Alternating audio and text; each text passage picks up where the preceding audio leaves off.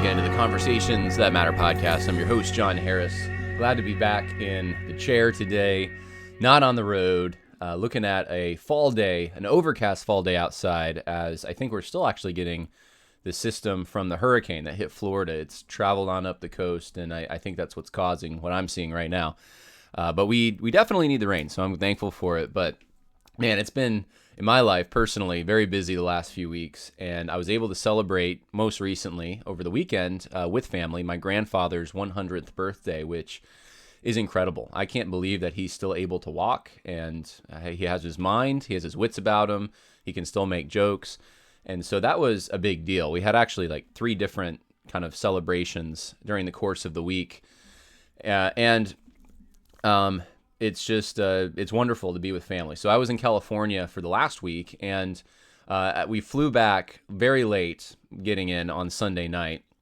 And we, of course, are on California time. So, and it always happens this way, doesn't it? We get in, and I'm waiting there for we had parked our car at a garage, and I'm waiting there for like, I don't know, 45 minutes. And finally I said, I don't know if the shuttle's coming. So I called the company, and they said, well, we're waiting for the police to show up because there's been an accident with the shuttle. So I thought, okay, I got to take a taxi. So I took a taxi, and we got to have that experience, taxi riding in New Jersey, and then get into our car, and we drove whatever it is, the 2 hours almost it is to get to our house. And so we get to bed late, and I'm laying there exhausted from the day, and I can't sleep because I'm on California time. So I was probably up to like 3 a.m. Eastern time, but Western time, that's only midnight.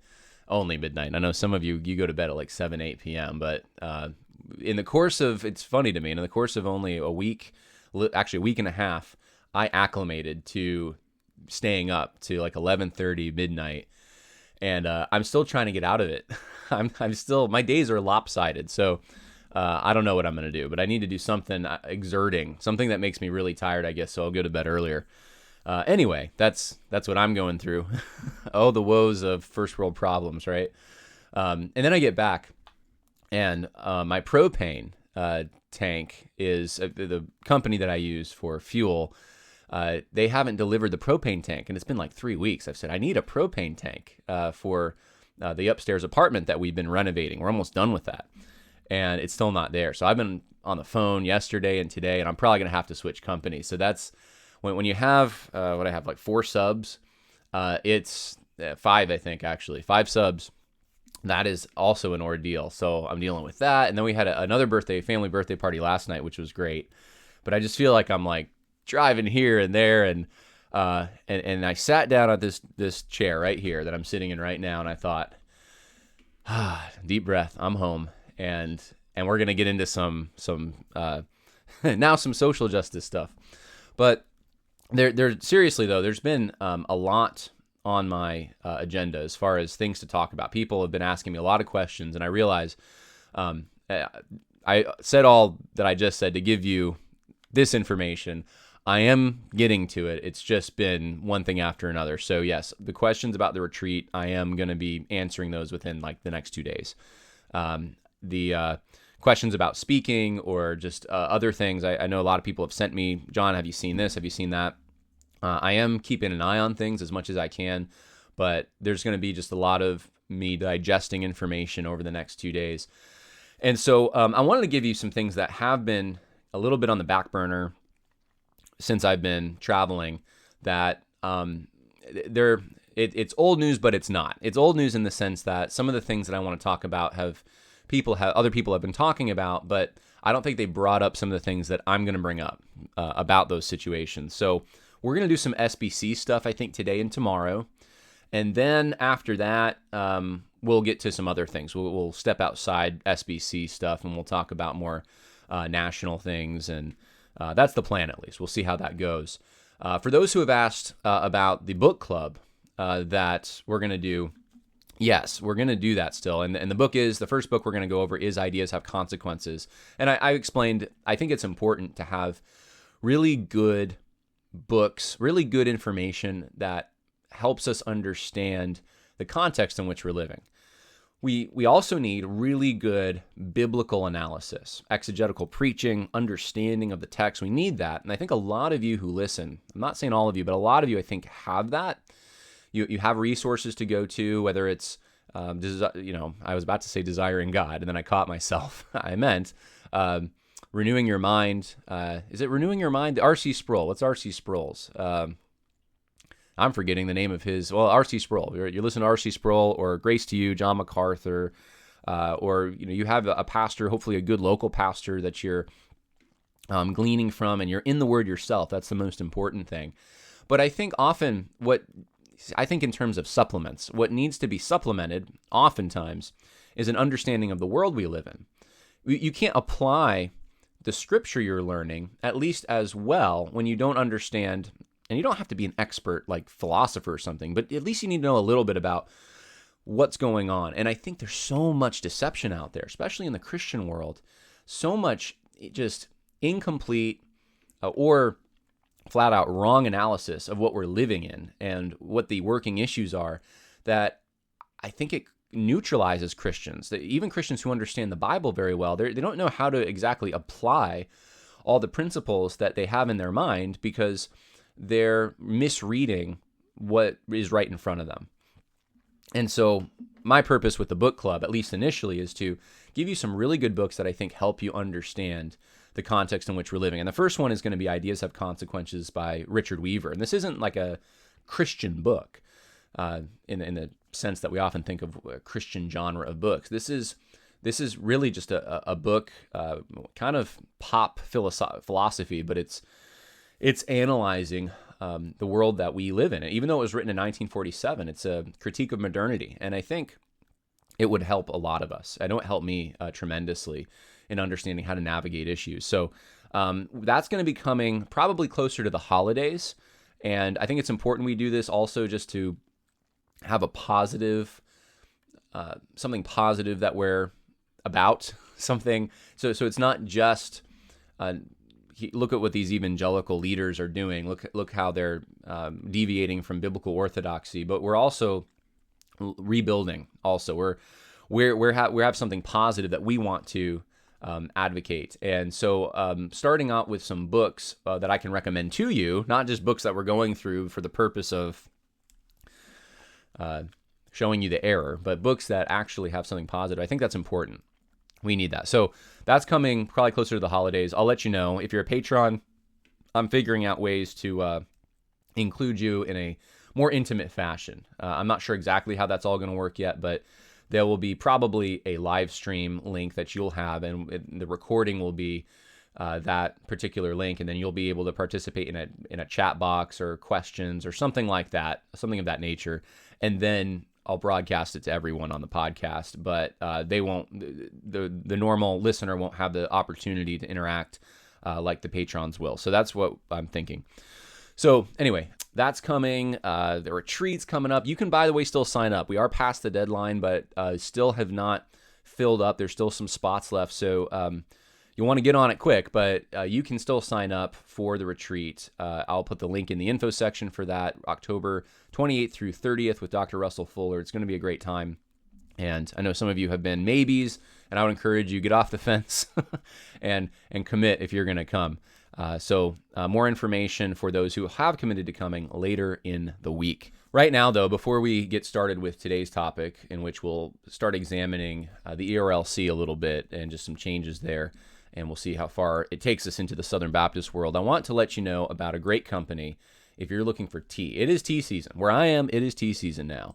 And to get the best tea, you're going to want to go to Gold River Trading Company. That's goldriverco.com, goldriverco.com. And they have their pumpkin spice tea. That's new, and it's good. It's warm and savory. It is exceeded my expectations when I tried it. And if you put in the promo code CONVERSATIONS, you'll get 15% off your order. So you're going to want to do that. Go to goldriverco.com, get yourself some pumpkin spice tea, put in the promo code CONVERSATIONS, and while you're there, check out some of their other teas, because they don't just have pumpkin spice, they have black tea and green tea, and I mean, they have their Freedom bundle if you're a patriotic type, which I'm sure many of you who listen to this podcast probably are. You can get their 1776 American Breakfast Black Tea Blend, their Gunpowder Green Tea. By the way, their Gunpowder Green Tea is really good, and so is their Peppermint Green Tea. I'm not sure which one I like better. Probably the Peppermint a little bit. That might be my favorite, their Peppermint Green Tea. But they're coming out with new flavors, and I'm just glad for their success, because this is a company that shares your values, pro-America, pro-Western civilization, and most importantly, pro-Christianity. You're not paying for tea from a company that hates you, which, let's face it, we do that a lot, don't we? We go and we shop at places. Sometimes we don't have a choice, and we pay for things that we just wish we didn't have to go there to pay for it. Well, on Gold River, at Gold River Trading Company, you don't have to worry about that. So get yourself some tea for the season. Now, let's get into what I wanted to talk about today, and this is now going back at least a few weeks ago, but I'm on the website for the ERLC. This is the Ethics and Religious Liberty Commission for the Southern Baptist Convention, and here's my prediction for the ERLC. They have a new president, Brent Leatherwood, and my prediction is more of the same. You're not going to get someone that comes into the ERLC that's going to change the direction of the ERLC. Russell Moore, obviously, was the previous head of the ERLC before he went to Christianity Today, and he's now the editor-in-chief there. He obviously led the Southern Baptist Convention in a very left-leaning direction. If you doubt me, go look up all the videos and podcasts I've done on Russell Moore. We've talked about it. Off the top of my head, I could probably rattle off a number of things that Russell Moore did while he was in that position to compromise Southern Baptists. He was the one that said he wouldn't attend a homosexual wedding, but he would go to the reception for a homosexual wedding. Well, what does that mean? He played this kind of this I'm conservative, but I'm also kind of liberal. I'm on the fence so often. And what it ended up doing in a conservative denomination like the Southern Baptists is it pushed the needle left. At least he helped a lot with pushing the needle left. And I also know that from being a seminary student at Southeastern. I know how many of the young seminarians kind of look to Dr. Russell Moore as this just wise sage, this person who was able to, in a very nuanced way, navigate cultural landmines that are normally problems for Christians, but he could do it in a winsome way in which, let's just say, the world, the forces against Christianity weren't offended, and they respected Dr. Russell Moore. I mean, he got to write for the New York Times, the Washington Post, and he was prophetic, and his propheticness was him calling out the church, conservative Christians, for hypocrisy in certain ways. He put a lot more energy towards calling out the church, quote unquote, than he did calling out the world and the sins that are popular that the church is tempted by. And it's sad to me.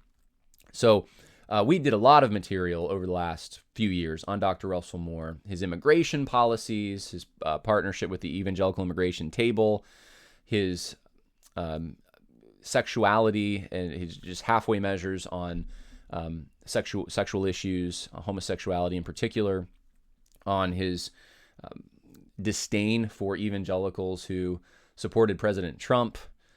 I don't really know what else to call it. It really was. And so with Russell Moore, you had the ERLC going in this terrible direction.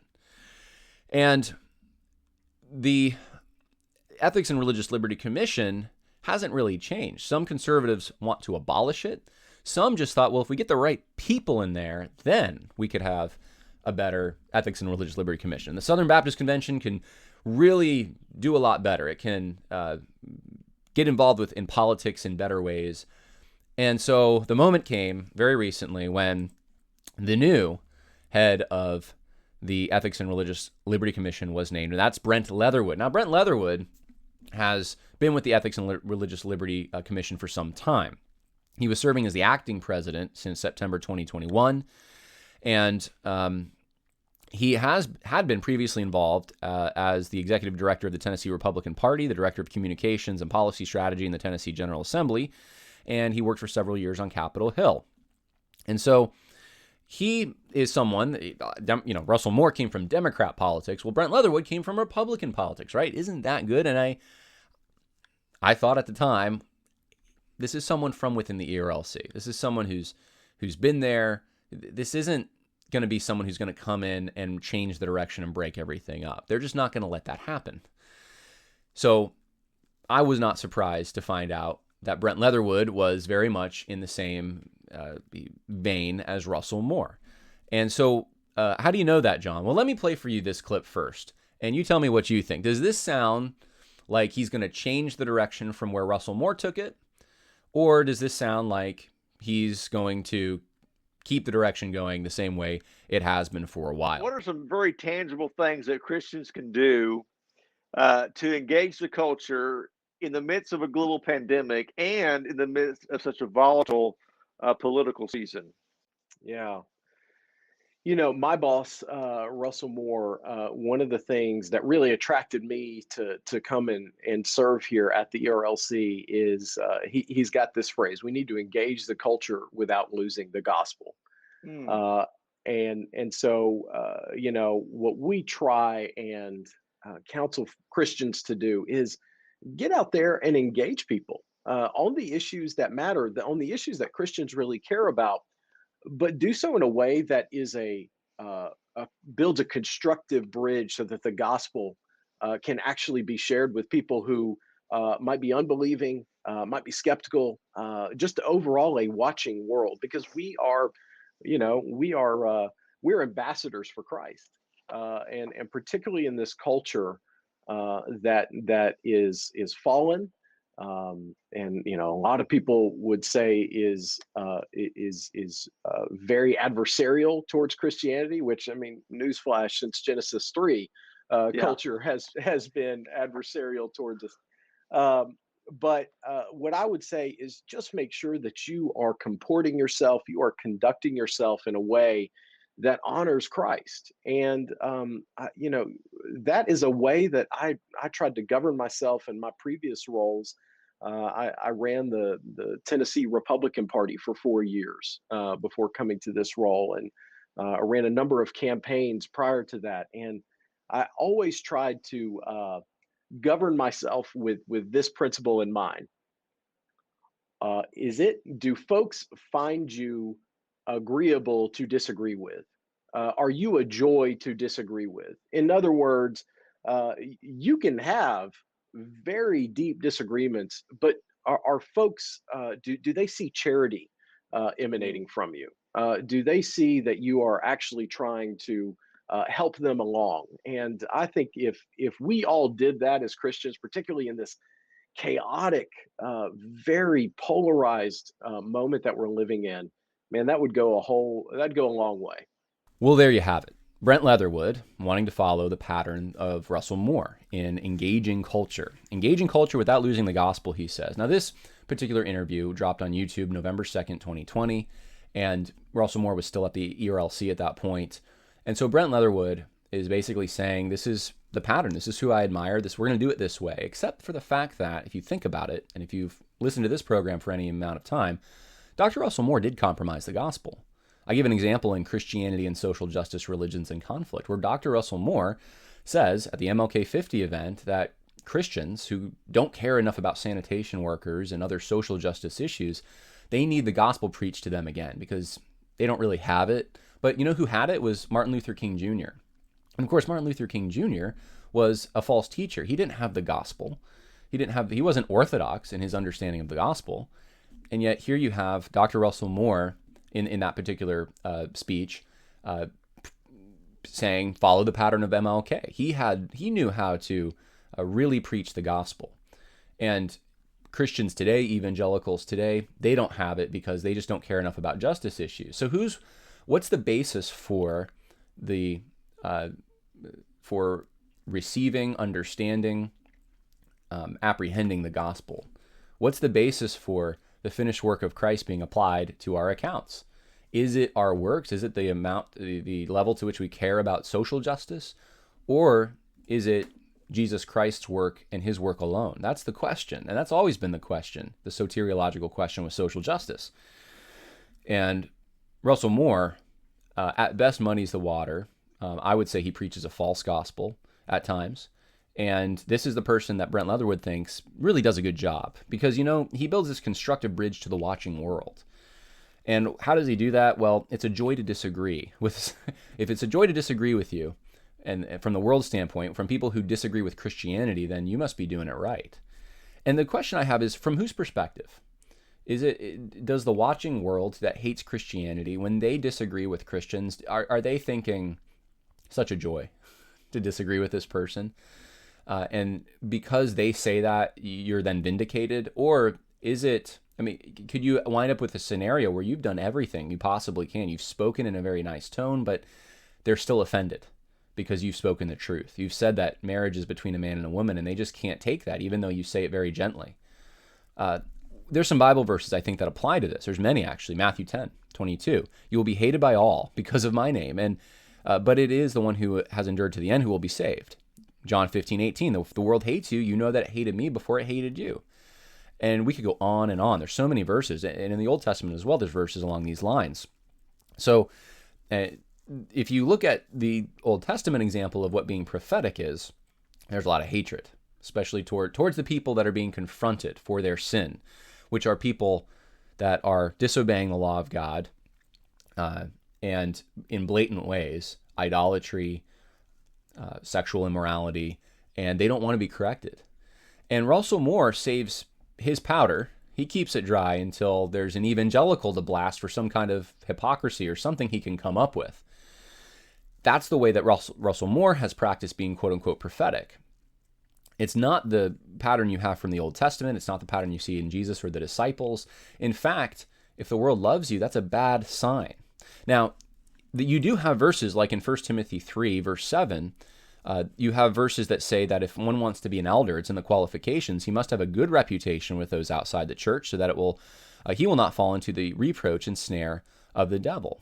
Well, why is that there? Well, it's simple.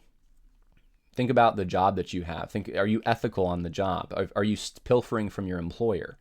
If you're doing unethical things, then that's not something that's going to get you a good reputation necessarily in the world. If it's hurting other people that you're accountable to, people that rely on you, people you have obligations to. So if your family, even if they're not Christian, knows that you're stealing from them or abusing them in some way, and you have a bad reputation because of that, that's a good indication that you shouldn't be an elder. And so I think I'm trying to think of verses that you could appeal to say that you must have a good reputation with the world. This one, though, I don't think wouldn't be, at best what it would mean is that you just have a good character. So you could have someone, I had employers like this, who just did not agree with my social views that came from Christianity at all. Yet they knew I was a good employer. And I had a good reputation. I've always had good reputations on the jobs that I've had, pretty much. So that's what 1 Timothy is looking for in the actual relationships where you have obligations, where people can see your day-to-day life. Are you who you say you are? I can think of Matthew 5:16 as well as another verse that might apply.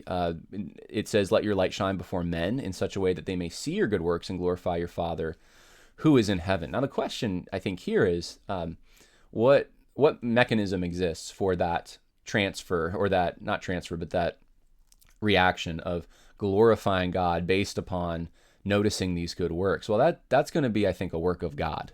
That doesn't come from a darkened heart, because in the book of John, it says that the darkness hated the light, and because its deeds were evil. Men hated light because their deeds were evil, so they run towards darkness. That's the natural state of man. So if you let your light shine, then when people see your good works and they glorify your Father who is in heaven, that is what we're commanded to do. But that doesn't mean that people who hate God, that's going to be their reaction. God's going to have to do a work in order for that to happen. That's what I believe. So, because I have to make sense of all the various verses, and there's so many about the world hating us as Christians. Matthew 24:9, same book, right? That we just quoted from, about letting your light shine before men. Then they will deliver you to tribulation and will kill you, and you will be hated by all nations because of my name. Sounds great, right? You have to realize what the full full spectrum of what Christianity, what the Bible teaches on this. You have to understand that, I think, first, before you can start making these honestly irresponsible statements that Brent Leatherwood makes about, well, you need to be a joy to disagree with. I think there's a sense in which we can say, yeah, you shouldn't be a raving, raging lunatic, and you shouldn't be just going off on people, and you shouldn't be just angry at full steam. The anger of man does not achieve the righteousness of God. But that's not what he said. He said that you should build a constructive bridge to a watching world, meaning the people that disagree with Christianity, and you should be a joy to disagree with. From their perspective today, I don't see how that's going to be possible in most instances. I mean, there's no way to sugarcoat that you believe in traditional or biblical marriage. How? How do you how do you get someone from the other side of that debate to say, well, it's just a joy disagreeing with you? It's going to become more rare and more rare. And there's wartime leaders and there's peacetime leaders. And in the situation we're in right now, Brent Leatherwood is showing he's not a wartime leader. If that's his posture, if it's not, we need to take every thought captive to Christ. We need to destroy these earthly philosophies that are making war against Christ. We need to make sure the church remains pure because there's so many threats from the outside. We need to make sure we are a true prophetic voice, which means the world is going to be angry at us. And guess what? When they persecute us for Jesus, we count it all joy. That's what you need to hear from Brent Leatherwood. And he's not saying it. He's not saying it. So that's Russell Moore-esque. And that's, I think, why a lot of people who knew who Brent Leatherwood was weren't that excited about this. But I wanted you to hear from his mouth exactly what he's saying. So, well, John, maybe Brent Leatherwood is more in that Russell Moore vein, but what about, the positions he has? Maybe he's not as radical or social justice minded as Russell Moore. Well, here's Brent Leatherwood on social justice, specifically the BLM iteration of social justice. The sanctity of human life from the womb to the tomb, and yes, sir. Part of that is social justice reform, and we look at what happened earlier this year with the killings of Breonna Taylor and George Floyd, and the church must acknowledge, right, that even in the midst of a highly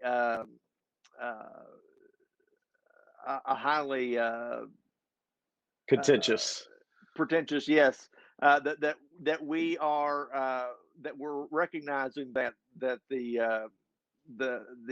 human dignity, the sanctity of life, is that wide gap from beginning to end. That's right. Yeah, and that we need to stand and be a part of the answer to the world's problem in that regard, right? That's right. I mean, look, Christians are called to be advocates for the widow, the orphan, and the marginalized, and for folks who that they feel embattled by their local law enforcement. I really feel like we can be a voice that gets in there to help rectify that situation, because you can both affirm, right, that the vast majority of police officers out there are good folks they're just trying to keep communities safe. Yes. But then at the same time realize that maybe some of the policies themselves are in some ways oppressing the folks that are in the community. Like, we can bridge that gap. This is not an impossible thing to bridge, and I think we could be a really helpful voice in that. And you mentioned several instances that have taken place over the last year that are just heartbreaking. So whether it was George Floyd or Breonna Taylor or Ahmaud Arbery, those are instances that should grieve the heart of Christians. And I feel like we have a duty to speak up for those individuals, for their families that have been afflicted, and to say that we can do better, because that's what God calls us to. So you can see he accepts the basic premise of much of the BLM movement, although the where he deviates somewhat is he tries to say, well, most police officers, they're not bad, but he blames policies. So these policies, though, are, and we need to change them. And he doesn't get specific. What policies? What policies would have led to different outcomes, I wonder, with George Floyd, Breonna Taylor, Ahmaud Arbery? What was the flaw that the ERLC can then step in and do what he's saying, bridge the gap? I don't think you're going to get specifics. It's the assumption that these things are motivated somehow by racism is just, it's there in this particular clip. That it's not all police officers, but there is this hyper focus on incidences that BLM has then used to try to push for a narrative that there's systemic injustice in police departments and that there needs to be fundamental change somehow. And Brent Leatherwood is going along with that. So instead of pushing back, which is, I think, what you would need to hear from someone on the ERLC who's going to lead the ERLC, and pushback would look like, listen, we're getting a false narrative here about the police, and it's tragic, and we need to realize that this is actually harming real people when police officers stop doing their jobs. It's called the Ferguson Effect, and they don't police areas; they pull out of areas. Their rules of engagement are less aggressive, and so you end up letting criminals do what criminals do. And we need to, as Christians, take a stand against that. We need to uphold law and order.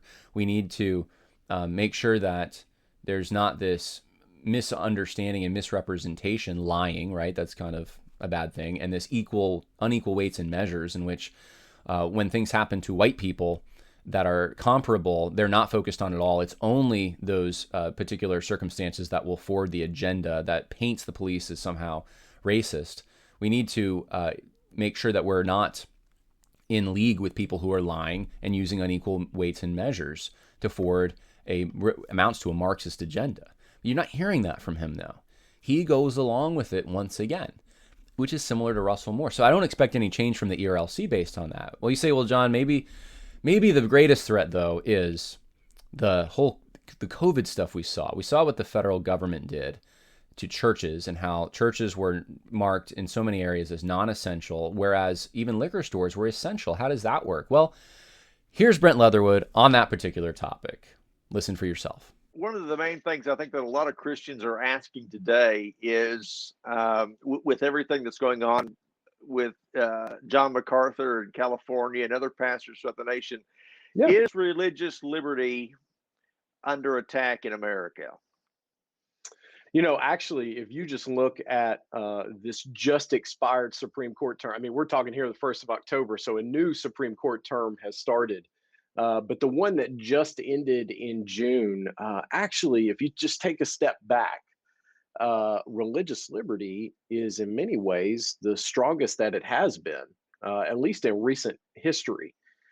We just had a Supreme Court case that was decided, the Our Lady of Guadalupe case, where the majority opinion actually cited the amicus brief that the ERLC submitted to the court, which we were thrilled about. I mean, that's just not something that happens a lot. Now, granted, you kind of have to be a bit of a legal nerd or a court nerd to probably really appreciate that. But the core of the finding stated that churches and religious institutions, they can hire people consistent with their beliefs, and there's nothing that any secular institution or government can do to overcome that. So essentially, what that means is churches like yours, churches like the one I go to, they are protected in their orthodox beliefs to build the teams that are consistent with their beliefs. And so that's a really important religious liberty holding, and it's something that we want to draw attention to.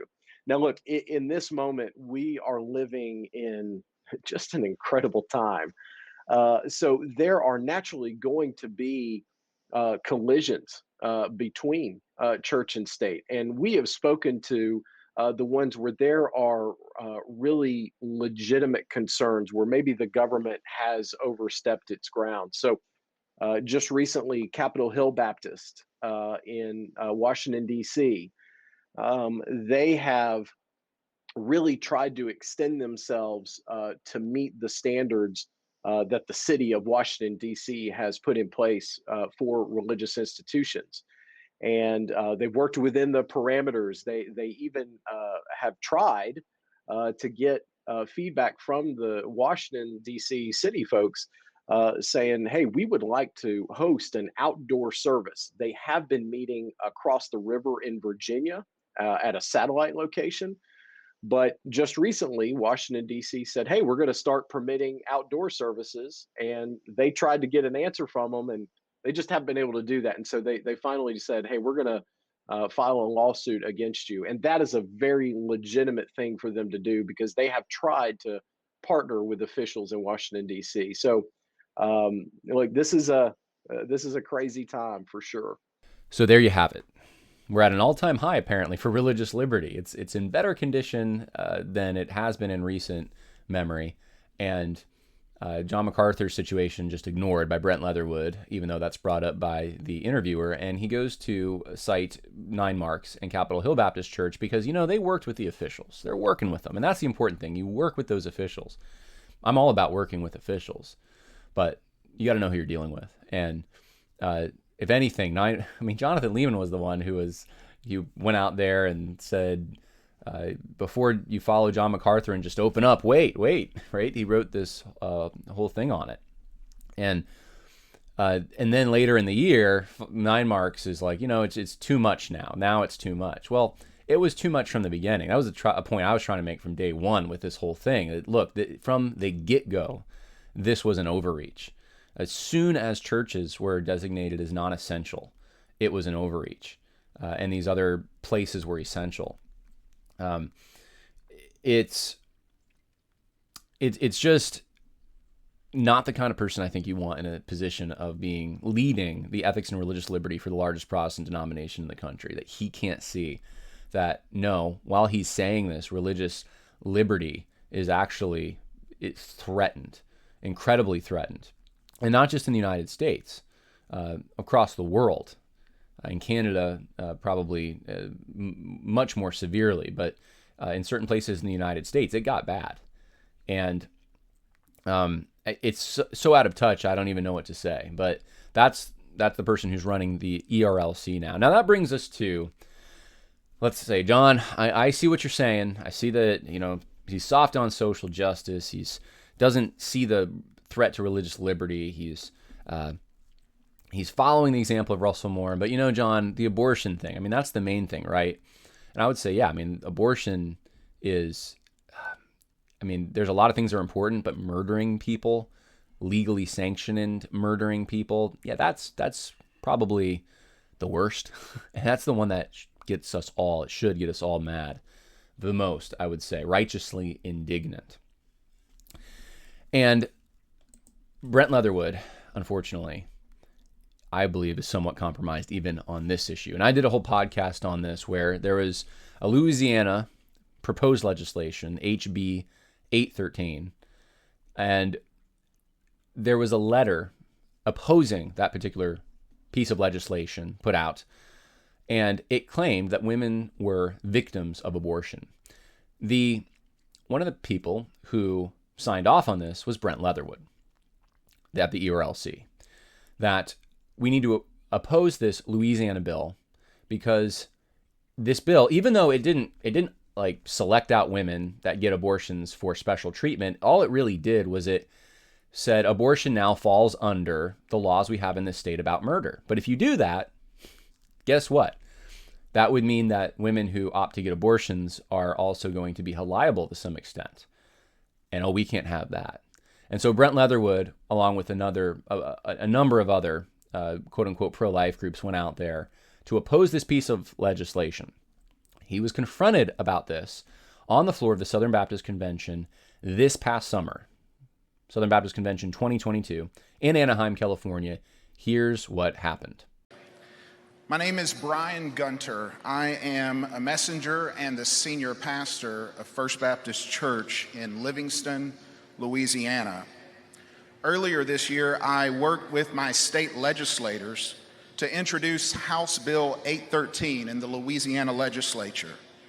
HB 813 was a bill that sought to immediately end all abortion in my state by providing equal protection to the child in the womb. Simply stated, If life begins at conception, then our laws should protect life from the moment of conception.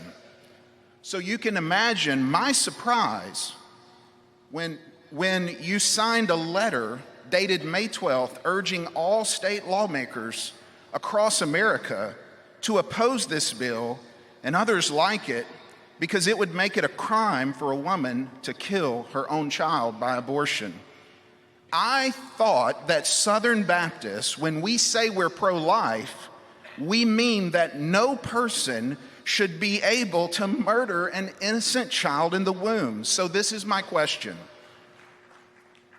Is it really your position that the mother who willfully kills her own child by abortion is never guilty before God, and she should never face any consequences under the law?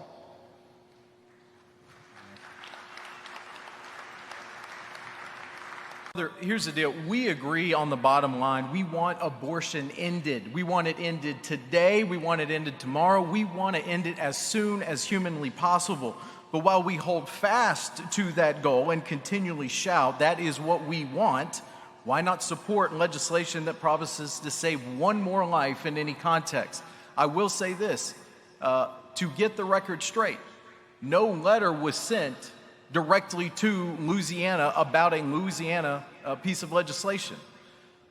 Right after the draft opinion from the Supreme Court was leaked, National Right to Life approached us, as well as 75 other pro-life organizations from around the country, to say, hey, this would make sense, since functionally, if this were to be law, or this were to be the final decision, abortion will be returned to the states.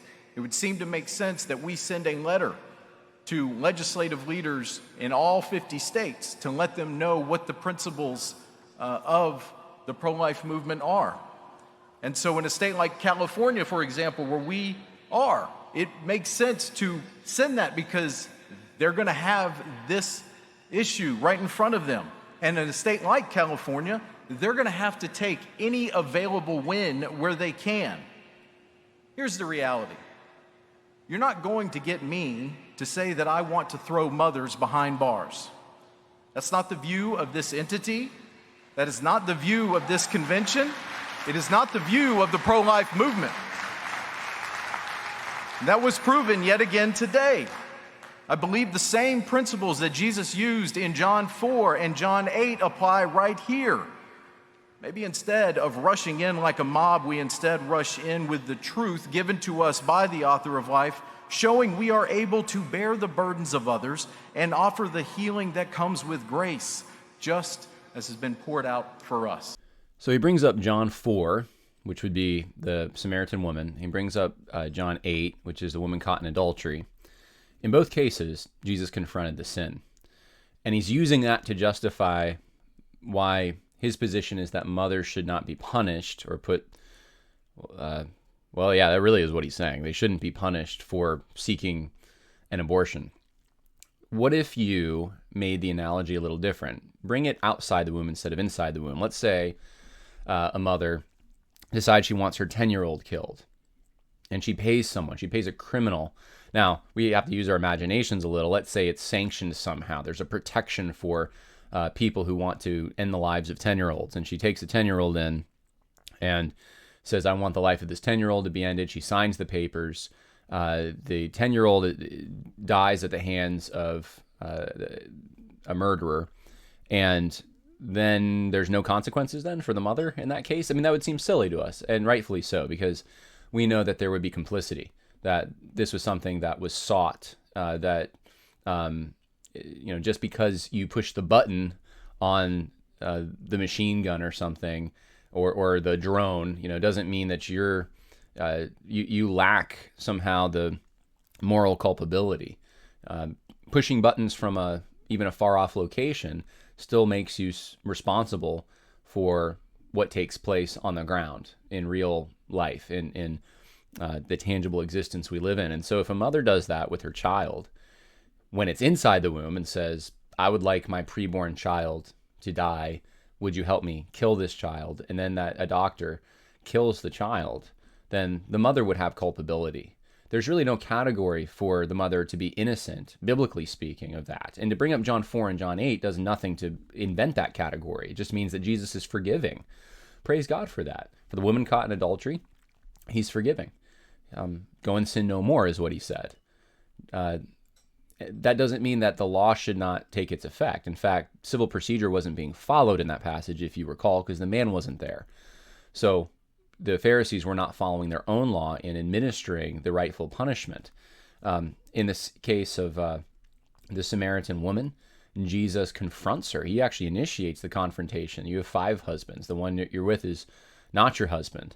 And it's a confrontation of the sin that she was involved in. So that didn't even have any teaching in it that comes to bear upon what the magistrate is supposed to do in those situations in which there's a law that ought to be applied from God's word to a criminal act. So it's irrelevant what he's bringing up to that. If there's any relevancy, it's that God forgives.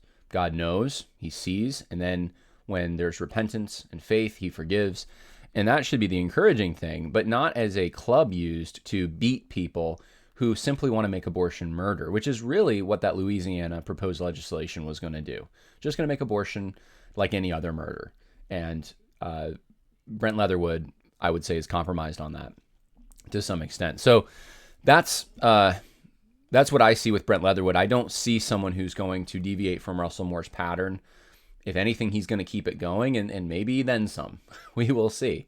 But I have been, now it's more probably like a month ago, but I had a lot of people reaching out to me about this, and hey, did you notice who's now the leading the ERLC, and what do you think? And so that's what I think. That's who's leading the ERLC. And we'll talk a little more about Southern Baptist stuff probably tomorrow on the podcast. I'm hoping that those are the only 2 days. I know some of you are Southern Baptist, some of you aren't. For some of you, this is helpful. For some of you, you ignore these podcasts because you've already pegged the Southern Baptist Convention as a compromised denomination, and there's really no new information you need, and I totally understand that. But for those who are still in there, who are still wanting to understand, I did put the links in the info section. You can go check them out for these particular interviews that you just saw. And I think it would help you when you're trying to reason with others, perhaps, who might be excited about this or think that there's no problem with Brent Leatherwood. You can then use those resources. Send them these videos and say, what do you think of this? Or you can send them this podcast. But sometimes that doesn't work out too well with people on the other side of the political aisle because they have me pegged as someone that you shouldn't listen to John Harris or something. Well, don't listen to me. Look at the facts. Look at actually what Brent Leatherwood says. Compare it to what the Word of God says, and compare it to what reality is. Compare it to the situation that we see before us. We're not in a situation in which people are we're just respecting Christians so much that disagree in a polite way. We're not living in a society in which people enjoy disagreeing with you about these very basic, fundamental topics.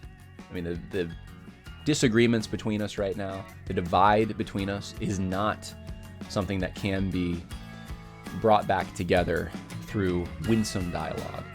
It's so fundamental, so diametrically opposed that one side either has to win or lose.